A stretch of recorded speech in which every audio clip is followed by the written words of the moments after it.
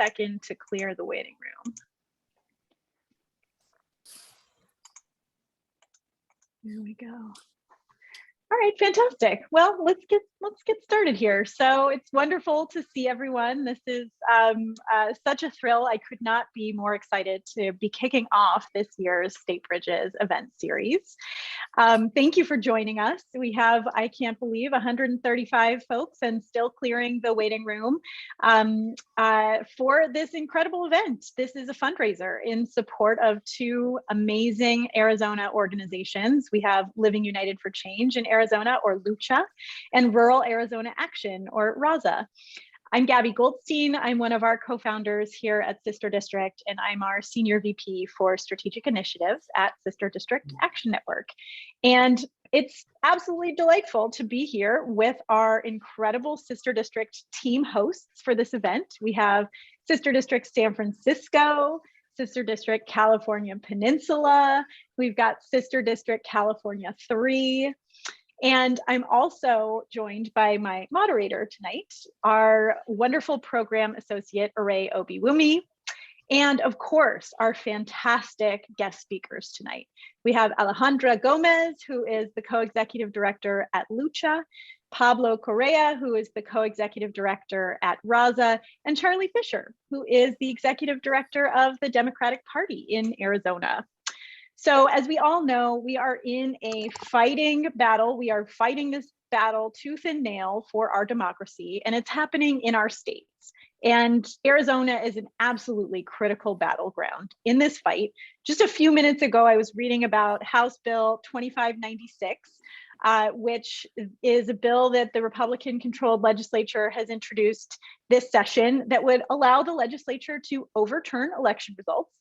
And amazingly, this isn't the first time that the Republican-controlled legislature in Arizona has introduced a bill like this that would enlarge their power over over election administration and certification. And so this is a real battle. We've got new maps in Arizona. I'm sure we'll talk a little bit about that. Creates new opportunities and new challenges for us in this mission of building state power. And of course, Biden carried Arizona by a very slim margin, right? 10,000 votes or so. So really, there is such tremendous opportunity to build progressive power in Arizona. And it's going to take all hands on deck and really a long-term permanent power building strategy. So this is the perfect time to come together and think about Arizona, learn about Arizona, the importance of building this year-round power as a long-term strategy, and really to celebrate and explore the year-round organizing and advocacy that LUCHA and RAZA are doing, which is really laying such an important foundation for the electoral successes that we're working towards in the Arizona legislature. And it's fantastic to have the executive director of the state party with us, Charlie Fisher, to join this conversation so that we can think all together about ways in which the party and movement organizations can work together towards this common goal of building enduring, permanent state power. So I want to get right to the program, but first, just to set the stage for the agenda, I'm just going to give a very brief overview about Sister District and our State Bridges program. Then our incredible team hosts will spend a few minutes introducing themselves, their teams, and then they'll introduce our guest speakers. I will then moderate a panel conversation with our speakers, followed by a Q&A session that Aray will moderate. And friends, this is a fundraiser. So during the program, our host teams are going to take a few minutes here and there to give us the opportunity to contribute. So a couple of housekeeping items. First, we have closed captioning. We will paste the instructions into the chat if we haven't done so yet. And second, if you've got questions along the way, please feel free to pop them into the chat. We may not be able to get to all of them during the Q&A session, but we'll do our best. So let's dive in. Hopefully we've got, well, I know we've got many friends on the line who have been with us at Sister District for many years now, but probably a few new folks as well. So here at Sister District, our mission is to build progressive power in state legislatures. My co-founders and I started the organization because we saw a gap in organizing capacity and resources going specifically to progressives running at this level of the ballot and in this level of government. I always say that, you know, Democrats are tardy to the party when it comes to really understanding the importance of state legislatures and building long-term power there. Conservatives have just been absolutely masterful at this game for decades and decades, really using state legislatures as laboratories for their own regressive policies. So we really wanted to counteract that and focus on building power at this level of government, because state legislatures are policy. There are policy pipelines, right? There are leadership pipelines too. They're absolutely critical in the fight for fair districts and voting rights. Remember, gerrymandering and voter suppression, these are creatures of state law. That's the only place they come from. It's from state legislatures. And this is increasingly where the buck stops on issues from education funding, which is a huge fight in Arizona, to reproductive rights, to our democracy itself. All of these issues are increasingly falling on state legislatures to set policy. So how do we do it at Sister District? How do we build this power? Well, certainly we do it by supporting great state legislative candidates and winning elections. And our 50,000 plus volunteers across the country have been absolutely instrumental over the years in electing and re-electing so many great state legislators across the country. In addition to the electoral work that we do, we also build state power by supporting state-based power building organizations and the activists that lead them. And so that's where State Bridges comes into our strategy. We recognize the profound, critically important role that consistent year-round organizing work plays in meeting the goals that we're trying to achieve. And this program, State Bridges, gives our volunteers the opportunity to connect with and fundraise for the organizations that are doing that important on the ground year after year work. Where we are eager to build electoral power, this is a critically important piece of it as well. And we know that this organizing work, which is often led by people of color, which centers the voices of people most impacted by state policies, is absolutely bedrock to our ability to build that sort of long-term sustained power in our states. So it's all part of a long-term vision, really to bring progressive change to our states from the ground up.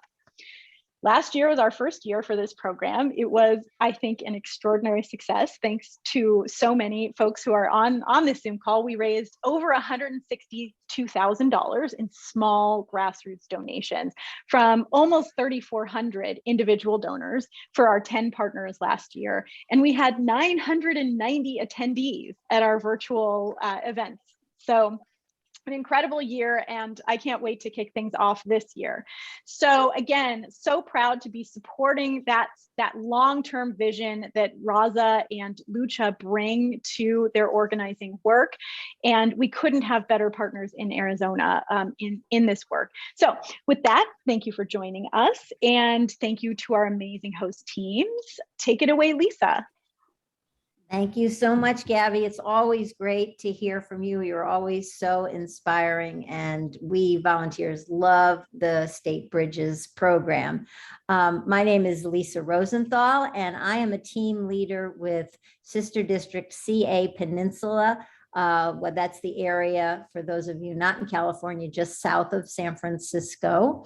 And I'm here for us. Arizona is such a critical state. We all know that as we look to the midterms. So we're really excited to be supporting LUCHA and RAZA today. And these two organizations have been instrumental in moving Arizona forward over the years. And we're sure that they're going to play a critical role in 2022 in the midterms and beyond.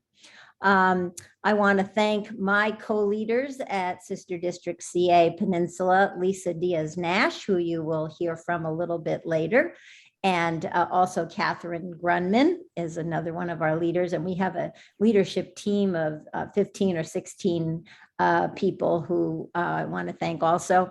And then I also want to thank our other hosts, Sister District San Francisco and Sister District CA3, and all of the other sister district teams that are co-hosting this event today with us. It takes a village, as they say, and we're all here to support these great organizations and state bridges. And with that, I'm going to pass this on to Nicole Folan of Sister District San Francisco. Thank you so much. Hello, everyone. I'm so excited to be here to support Lucha and RAZA and to hear from Charles Fisher. I'm Nicole Folan, the district captain with Sister District San Francisco, here with one of my co-leaders, Natalie Burdick.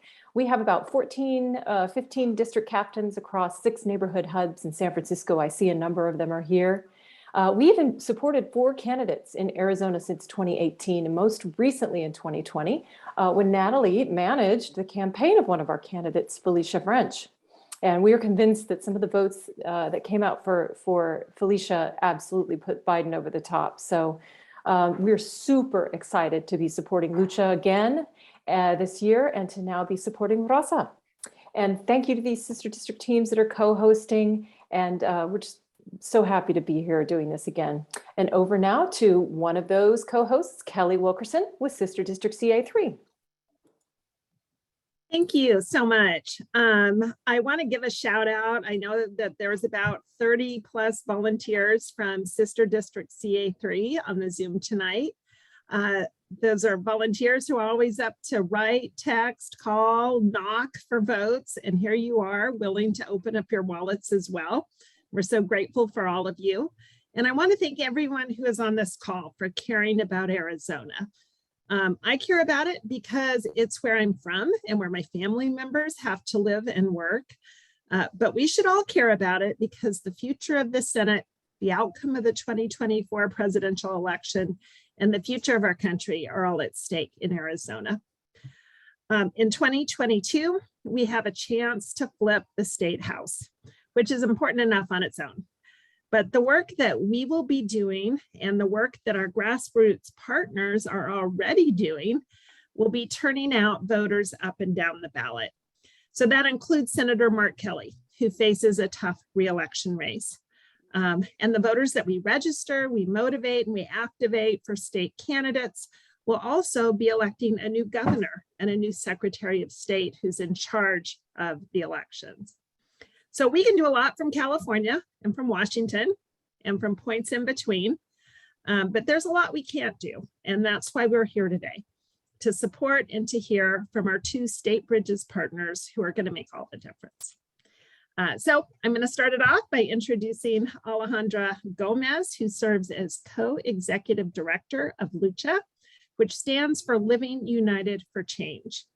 Alejandra became involved in grassroots organizing in 2007 when Sheriff Joe Arpaio, I'm hoping that I'm hearing hisses, in the Zoom sphere here, was conducting criminal sweeps that targeted and criminalized immigrant communities.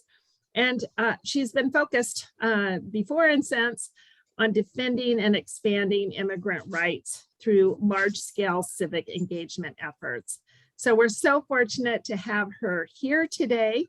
I'm going to hand it off to Lisa to introduce our other guest from Rural Arizona Action. Great, Kelly, thank you so much. And my name is Lisa Diaz-Nash. You know, it's easy with CA Peninsula tonight.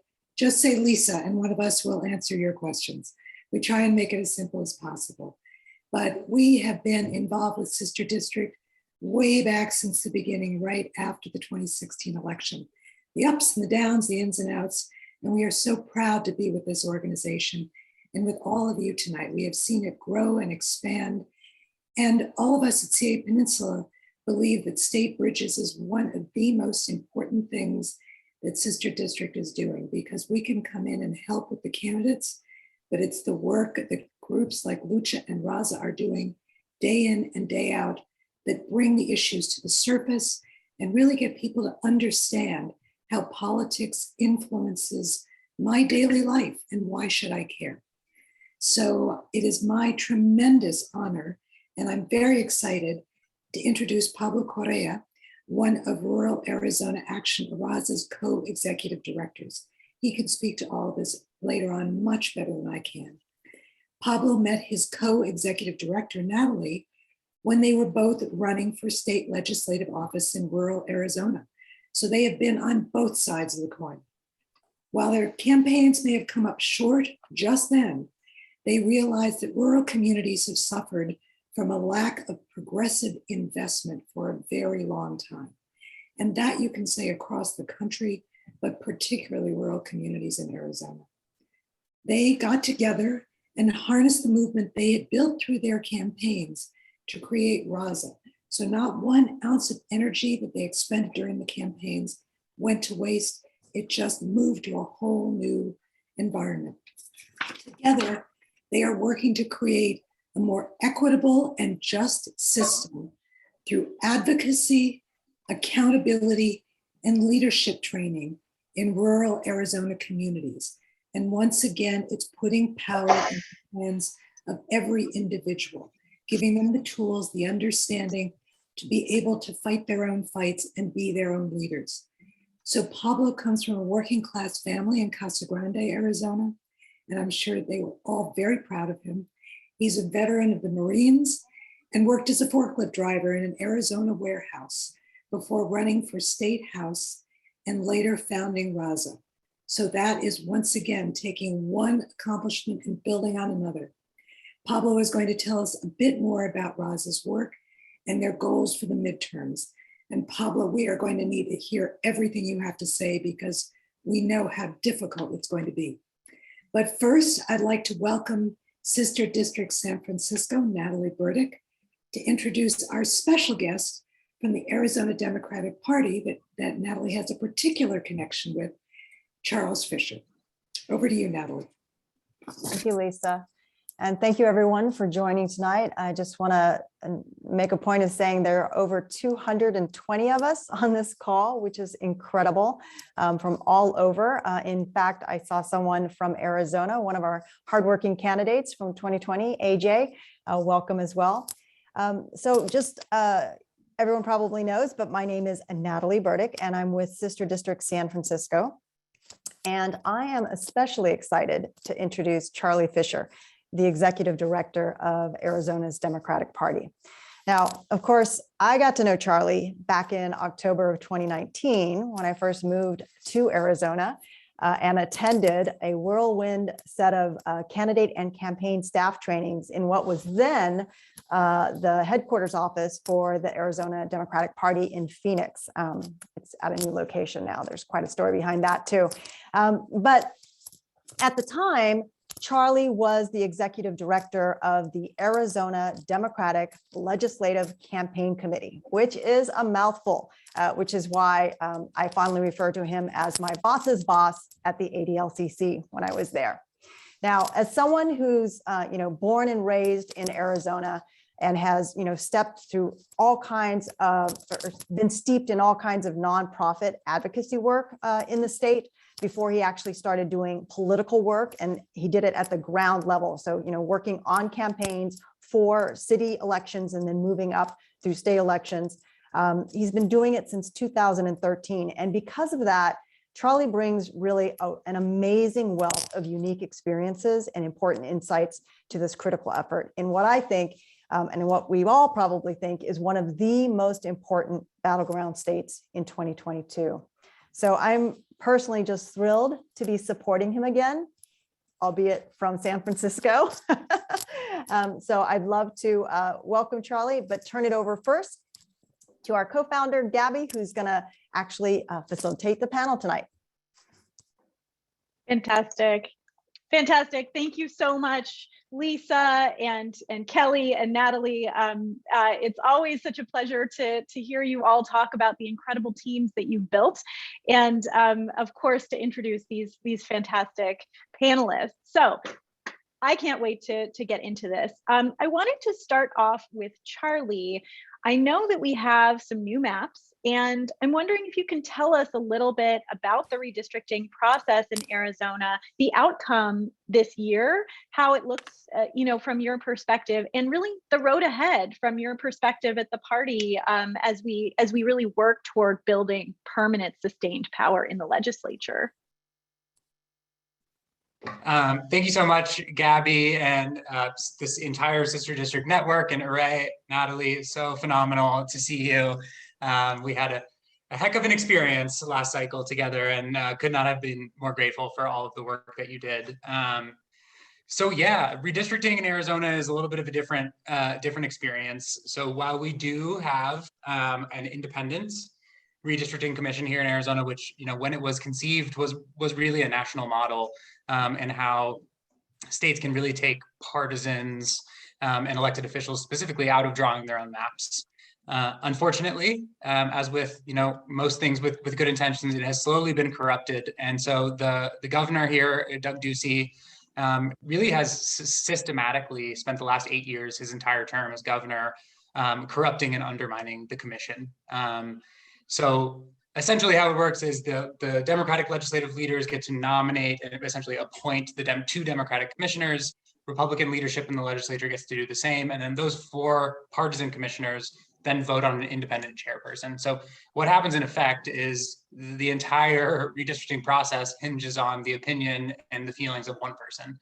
And the governor and his allies, again, spent 8 years stacking the commission that appoints commissioners. It gets very wonky very quickly, with independents who are really just Republican allies. And so while we were really cautiously optimistic early on with the chairwoman, she did have relationships with some of our Democratic electeds and leaders.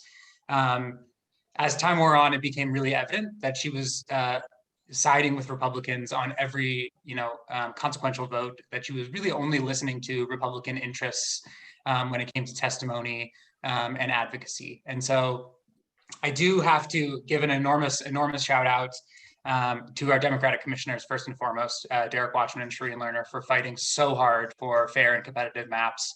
But also, we didn't do any of this at ADP alone. We did everything in coalition with the National Democratic Redistricting Committee, with our C3 and C4 partners here in Arizona, 2 of whom are represented here on this panel this evening, Arizona Wins and One Arizona, as well as some grassroots coalitions like the Latino Coalition for Fair Redistricting. It was a massive team effort.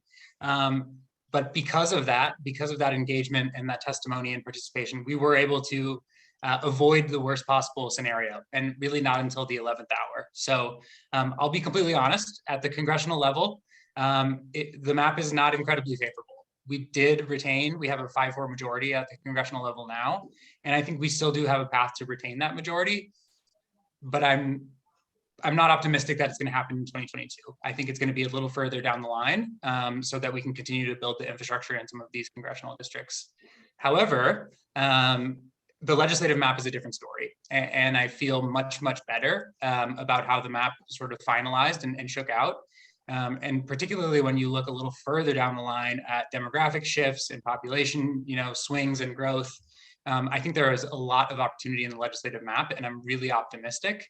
Even though I'm not the ADLCC executive director anymore, I will always be deeply passionate about legislative politics, which is why I love to be in front of this group.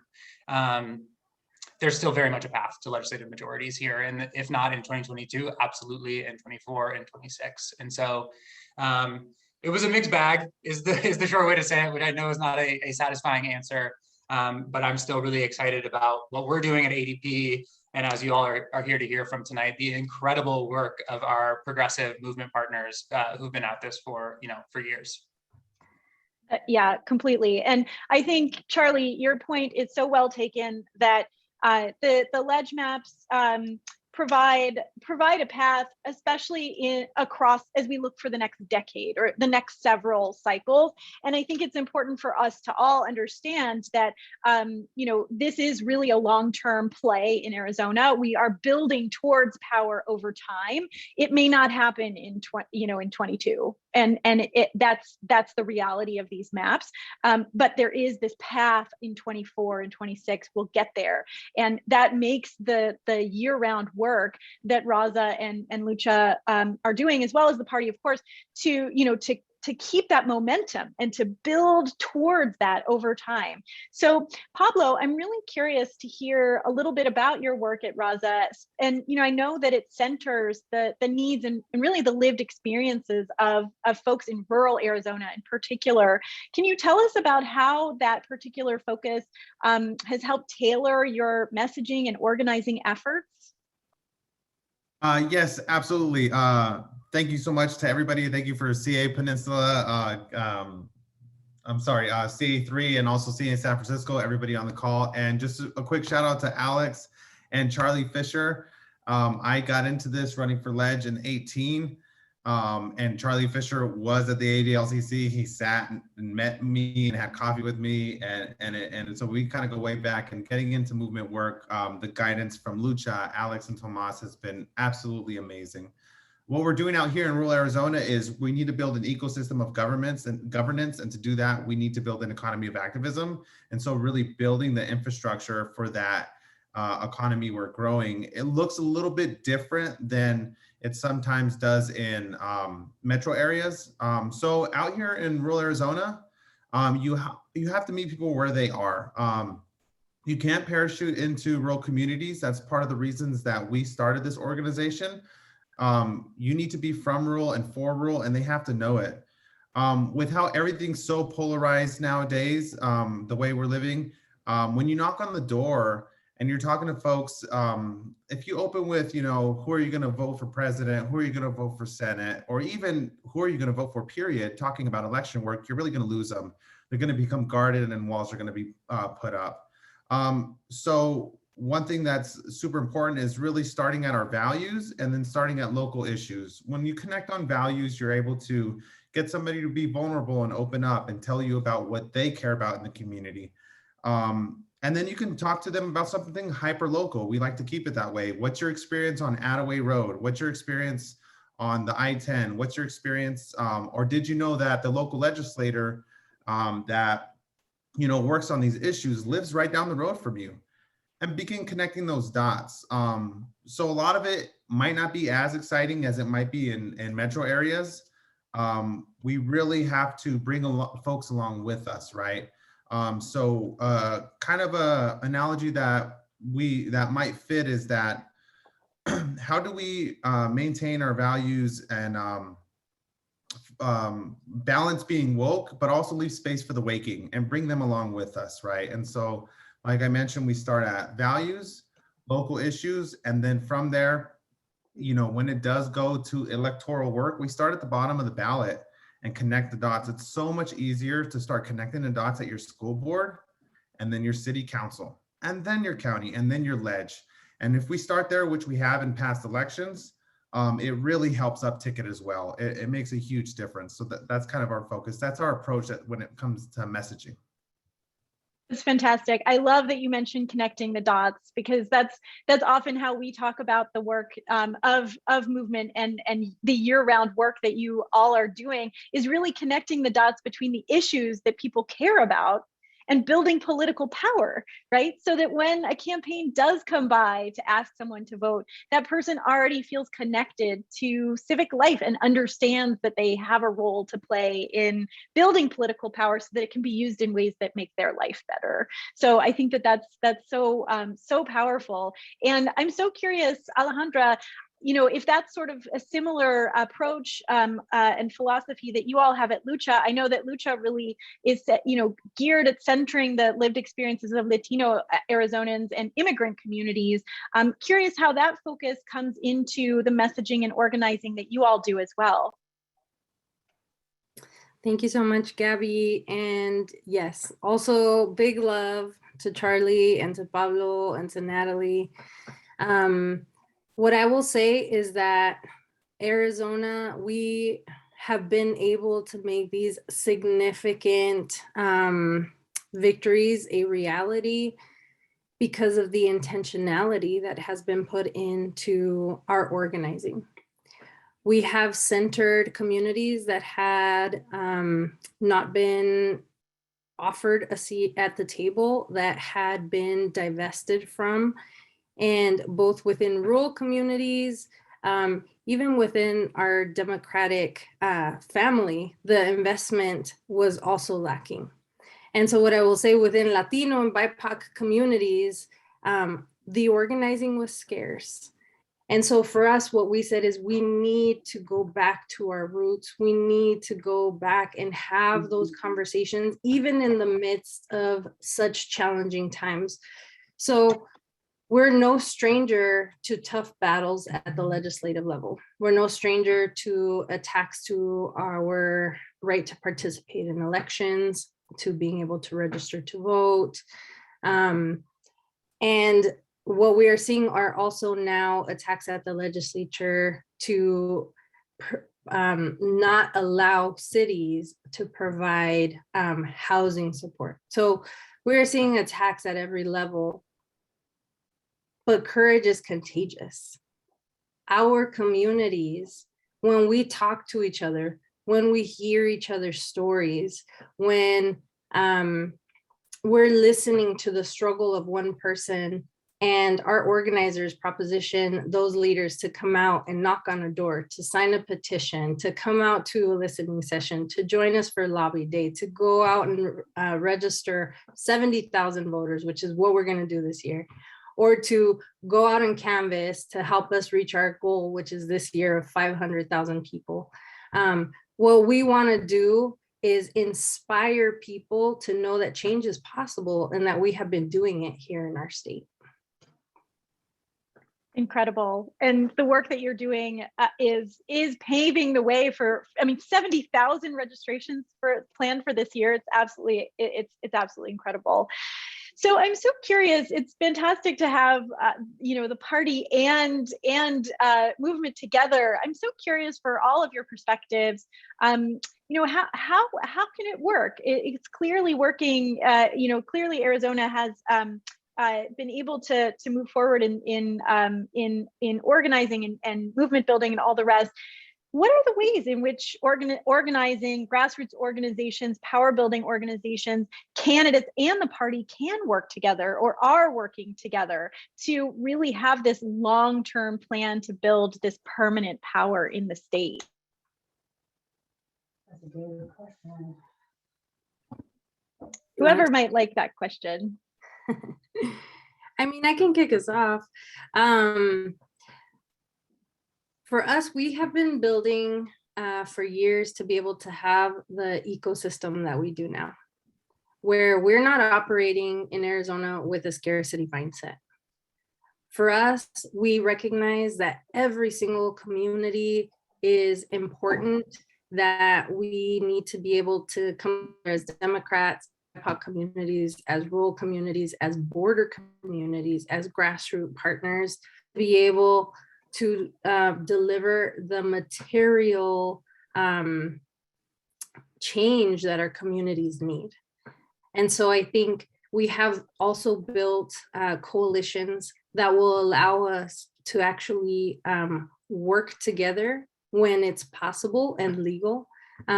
What I would say is we're so proud of the research consortium that we have created and invested in, where we're able to share really valuable information. And from that information, we're able to build strategies to scale, economies of scale, that will allow us, for each one of us, to be able to target our audiences, our constituencies in the most effective ways.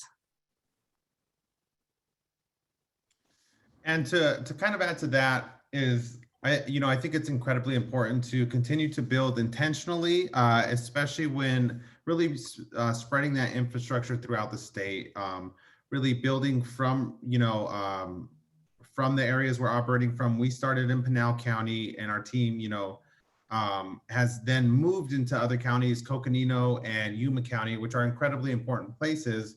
But we really wanted to take our time and build long-term infrastructure. So we've been in those areas since this past July, and really canvassing, knocking on doors, building infrastructure to then launch our 22 programs. That really builds the groundwork for 22, but also and beyond. One thing that when I ran for office and after the election didn't go as we planned and we decided to build this organization, was there wasn't as much engagement as I feel like there should have been for candidates that had ran for office. And so we really want to be intentional about having an infrastructure that not only that we go in there as RAZA and we build because we're rural Arizona, but that we build this infrastructure so well that, all right, we're here, we're going to always be in Yuma, but infrastructure is now able to be shared with LUCHA, with other organizations throughout the state, with One Arizona, and really have something from those areas that now other organizations can bring their people in that they have there as well. I think that's something that, everybody, on this call, as far as LUCHA, other organizations, part of the One Arizona or Arizona Wins, and even the party can really take advantage, is that long-term solid infrastructure that we're laying.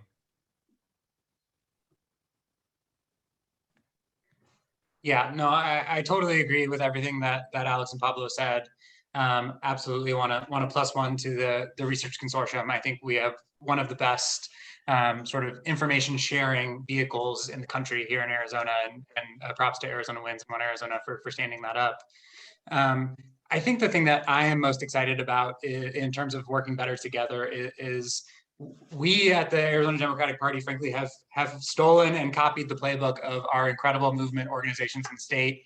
And last summer stood up a permanent statewide organizing program, which I really do think is the missing link when it comes to how we engage at the electoral level. It allows us to get into the business of voter registration and vote by mail enrollment. It allows us to engage with communities statewide in a very non-transactional way where we're not asking for anything, not a vote, not a dollar, not a volunteer shift. And it allows us to drive turnout from the bottom of the ballot up. Our entire legislature is up every 2 years. What better motivator to make sure that you're voting every 2 years, not every 4 years, and build really loyal, consistent Democratic voters. And I think to Alex's earlier point, there are campaign finance and legal restrictions in terms of when and how we can work together. But by organizing year round from the party side of things, it gives us an even bigger window to continue to communicate priorities, timelines, messaging, all of those things before we do have candidates, before we do have to cut off communication. And I think that long-term work is how we can continue to strengthen relationships and trust and move the state in the direction we all know. I love, Charlie, just what you said, the party stole and copied the movement partners playbook. I mean, what an incredible learning process, right? To be able to learn from what works in the in the movement space and bring it into the party. And as you said, kind of a missing link that we see in so many states across the country is the party's lack of year-round organizing. So it sounds like there's been such great exchange of tactics and strategies, and then even on the sort of implementation side, you all have such strong coalitions in Arizona, the research consortium that allows you to share information, and so for everyone who's listening in, that really means that the infrastructure, I think the ecosystem, as you said, Pablo, has really come to fruition in Arizona in a way that really creates the conditions for long-term success.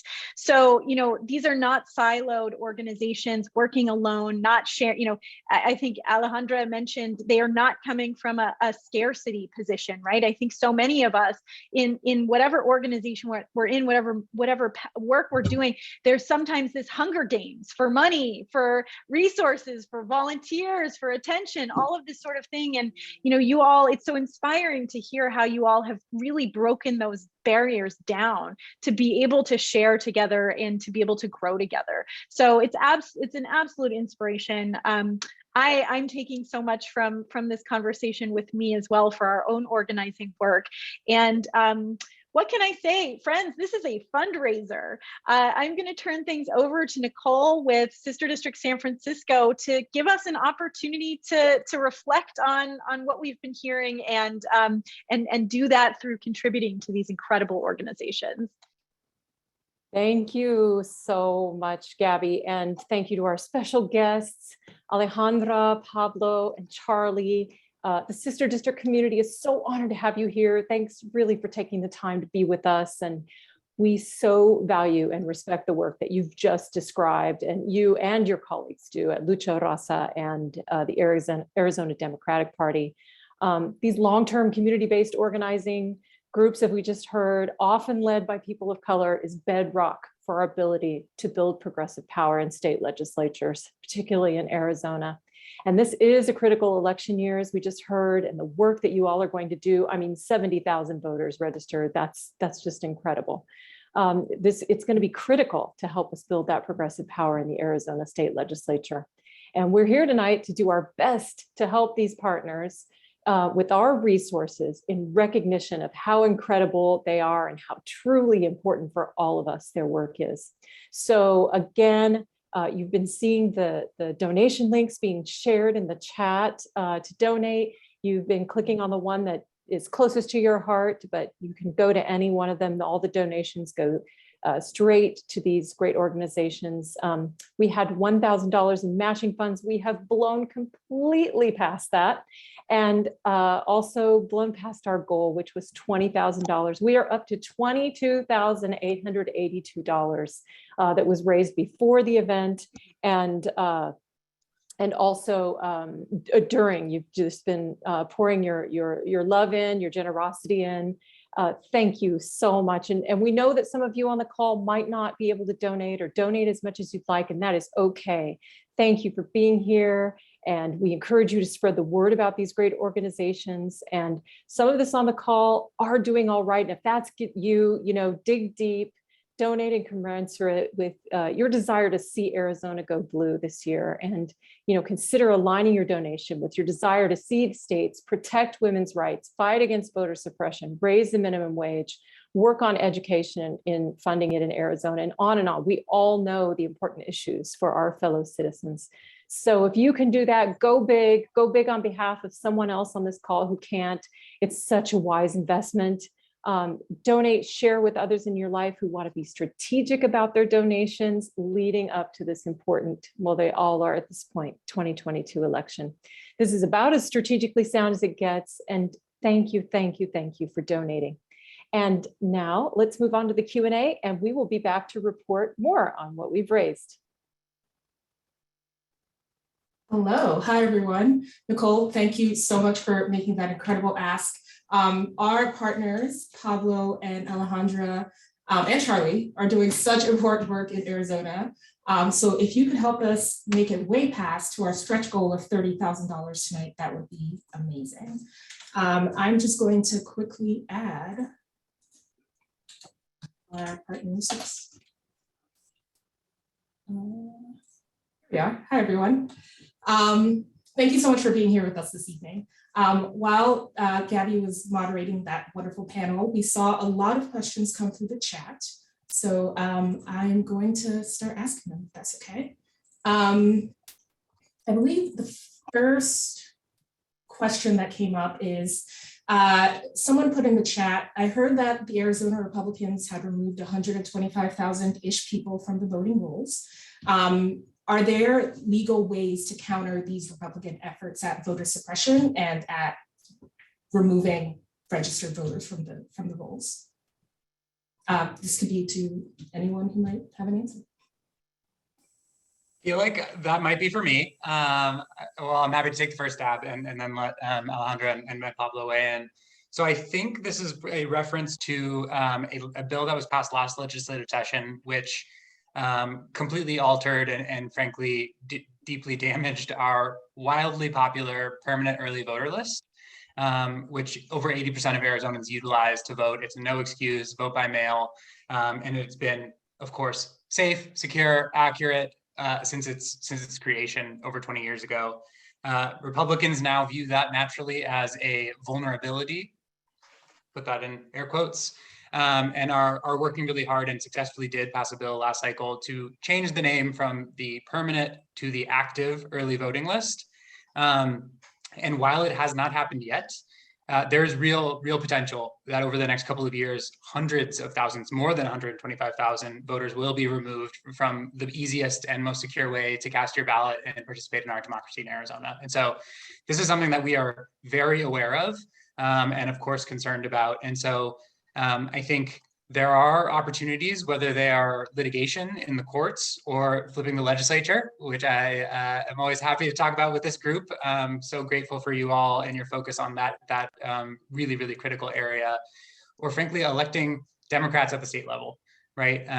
Folks who believe in strengthening and expanding our democratic institutions so that all folks can cast their ballot. So I know Gabby mentioned at the top 2596. That is one of more than 50 voter suppression bills that have already been introduced in like 3 weeks of our legislative session. So those couple, 125,000 voters have not yet been removed, but they are certainly at risk of being removed and seeing increased barriers in their ability to participate. And we are all in on pushing back and doing everything that we possibly can.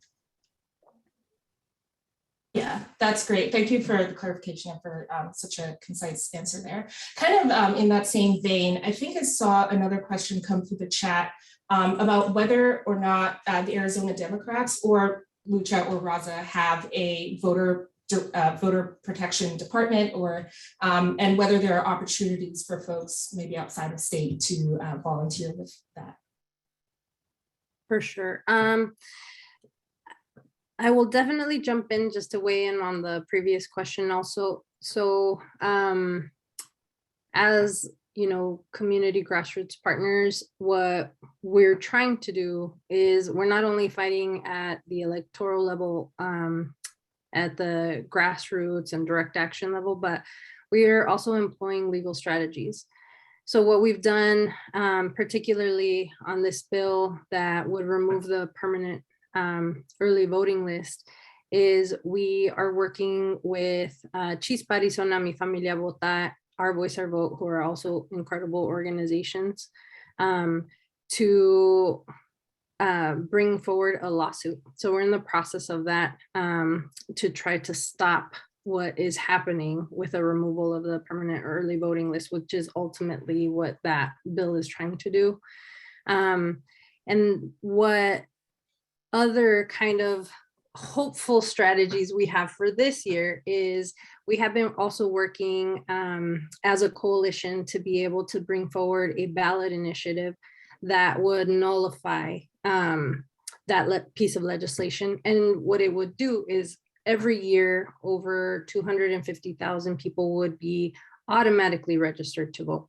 So this bill, or this ballot initiative for fair elections, would support people in being able to access the ballot in a much more streamlined and modernized way, which we're really excited about, and also, again, working together as a coalition with all of our partners. And I'll kick it over to Pablo. Thank you so much, Alex, and thank you for the question. So the question was, do we have a department that's fighting back? And that's basically what all of our organizing work is really hinged on voter rights and fighting back against voter suppression.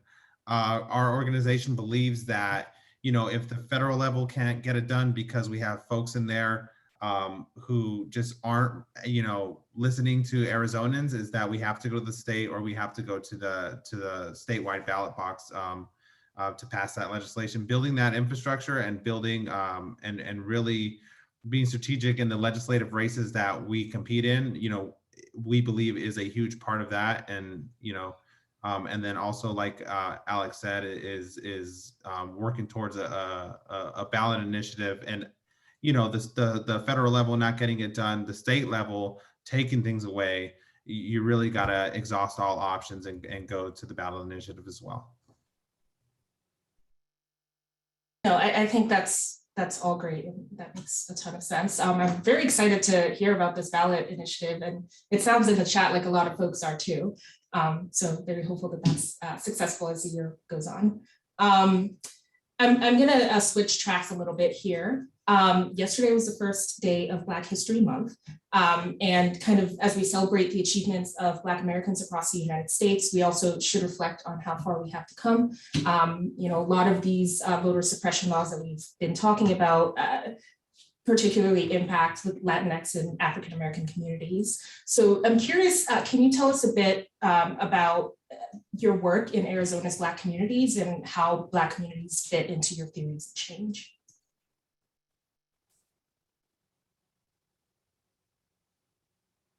And this could be anyone, but I can pick someone. I just don't want to always be the first to speak. So if somebody else wants to weigh in, definitely. But so for Lucha, one of the biggest challenges that we face, I think, as a Latino community is that the right has been able to divide us, and that there is also a historical presence of anti-Blackness.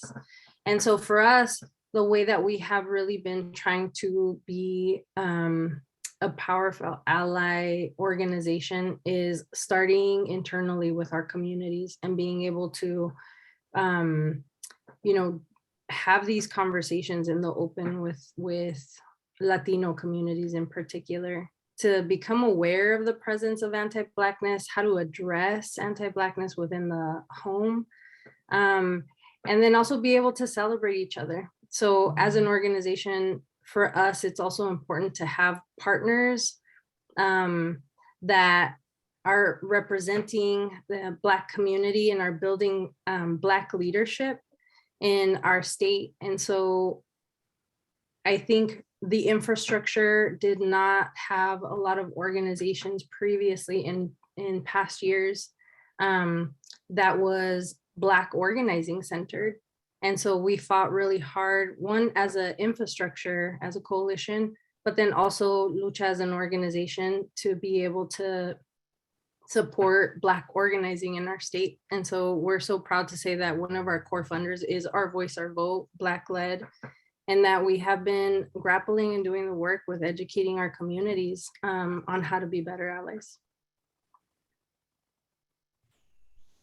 One of the things that we really work hard here at Rural Arizona Action and Rural Arizona Engagement is really pushing back on the narrative that rural equals white.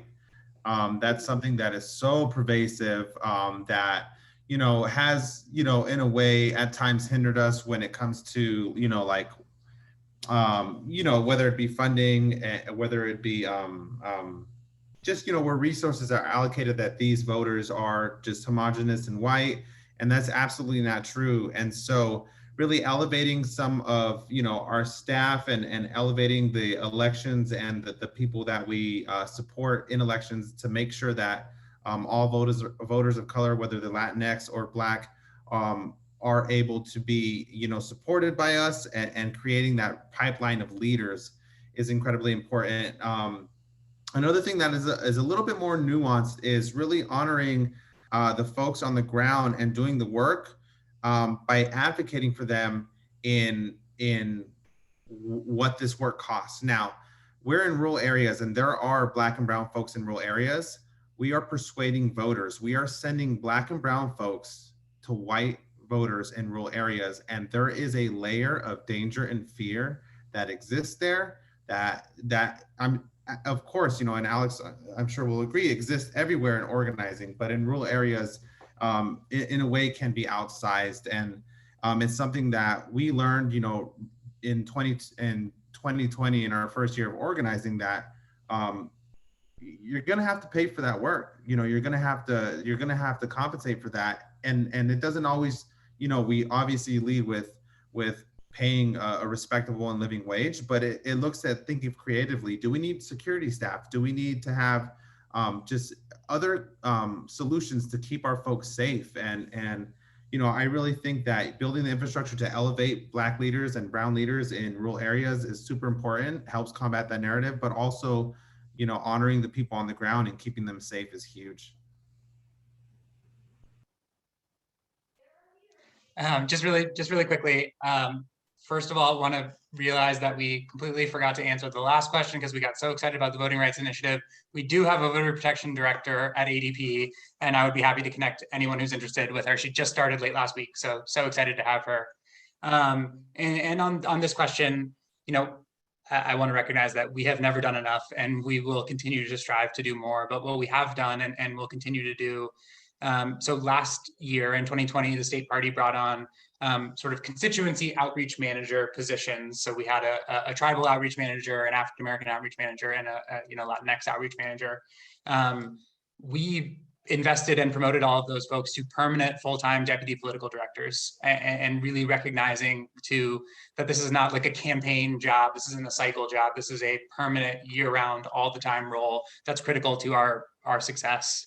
And so that's the first thing, investing in Black organizers, supporting our staff and making sure that we're doing that work, engaging with these communities, working with our African American caucus within our party structure. And then I think the biggest thing is what we've done incorrectly as a party for a long, long time is assume support among all communities of color, right?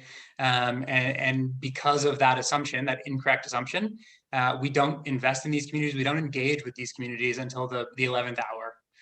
We say, oh, well, we just need to make sure you turn out. We don't have to make an affirmative case for why they should support Democratic candidates. And I think that we have made that recognition, and we are actively changing that calculation. So investing early before we've got a late primary in Arizona. We, as the Arizona Democratic Party, are going to invest in paid media in communities of color to make an affirmative case about why electing Democrats and building Democratic power will improve the lives of our really diverse communities of color. Yeah, I think that is all so incredible. I think that's a good place to stop, since we are incredibly very low on time. I want to thank Pablo, Alejandra, Charlie for your incredible work. Thank you for your answer to that question and highlighting the importance of engaging and being intentional about persuading everyone in every community. So with that, I'm gonna pass things to Lisa to let folks know how they can help you guys really reach your goals by giving just a little bit more. Well, thank you so much, Ore, and thank you, Pablo and Alejandra and Charlie and everybody who's been on this call. I am not going to take any more of your time because our speakers have been so eloquent in talking about why this is so important. But I just wrote down a couple of facts that if these don't make you want to get up, donate, make calls, write postcards, knock doors, I don't know what will.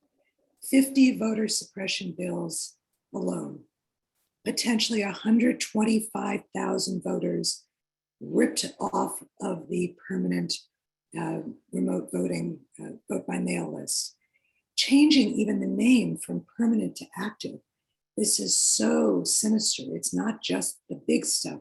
It's every little thing that changes. And, really at the same time, there is so much hope with working on the ground, with working together, and even hearing on this call how each one of these groups is doing everything they can with their community, but also working together and reaching out to other communities. This is the way it has to happen. And everyone in California, New York, anywhere, we need to learn from everything that is happening in Arizona. And I have to tell you all that we are so, oh my God, we did it. We are $30,032.86 at this moment, but we cannot leave this night with that. I would love to get us to 32,000. I mean, just think, you've heard from Pablo, from Alejandra, from Charlie, from everyone else on the ground, what they are doing with every dollar, what they are doing with their partners. So everyone, thank you. Several of you have donated twice. Several of you have donated for the first time. Several of you have donated cross groups. I love the little, intramural competition going on, but every dollar raised here tonight is going to LUCHA, is going to RAZA. We have people from New York City, from Oregon, from Washington, from California, from Chicago, you name it. People are here, they are donating. So everyone, just take one more minute. Please, everyone, Ore or whomever, put the link in the chat one more time. And everyone, whether you're donating $5, $10, $100, $1,000, why stop there? Take pledges on behalf of your neighborhood, your friends, sister district. This is what we have to do. We have to support LUCHA. we have to support RAZA. We have to support Democratic Party organizations like the Arizona Democratic Party that does it right. We don't always do it right, but it is happening right here and right now. So everyone, please take at least one more second, make one more donation, and then go out and tell all your friends. Spread the word on social media. Everyone can get on Facebook, Instagram, Twitter, Snapchat, wherever you talk. Spread the word about what's happened tonight, because so many people don't know the goodness, the positiveness, the courage that is happening. And courage is contagious, as everyone has said here tonight. So I really want to say thank you from the bottom of our heart. We're up to $30,467.86. The least we can do is make it to the next $31,000. So please, everyone, help us get there. It will be done. It will be used every second of it. And we and our partners deserve nothing less. So with that, we are off to a great start this election year. We really have to keep the momentum going, feel positive, not negative.